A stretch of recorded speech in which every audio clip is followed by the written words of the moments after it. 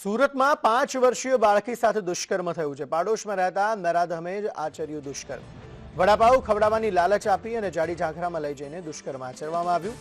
બિહારી યુવક સામે હવે દુષ્કર્મની ફરિયાદ નોંધાઈ છે। બાળકીને ઘર નજીક છોડી આ નરાધમ ભાગી છૂટ્યો હતો। સરથાણા પોલીસે આ સમગ્ર મામલે વધુ તપાસ હાથ ધરી। આઝમ સાલે વધુ માહિતી આપી રહ્યા છે। આઝમ, જણાવશો શું વધુ વિગતો?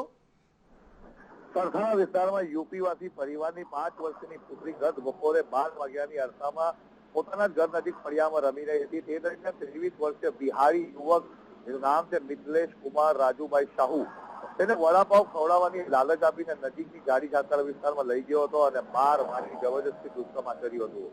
ત્યારબાદ 3 વાગ્યાના અરસામાં એટલે 1 કલાક બાદ બાળાને ઘરે નજીક છોડીને ફરાર થઈ ગયો છે। રડતી બાળાએ સમગ્ર મામલો પોતાના પરિવારને, માતા પિતાને જાણ કરતા પિતાદોના સરથાણા પોલીસને ફરિયાદ નોંધવામાં આવી છે। હાલ મિથલેશ કુમાર સાહુ ફરાર થઈ ગયો છે, જેને પકડવાના ચક્રો ગતિમાન કરવામાં આવ્યા છે।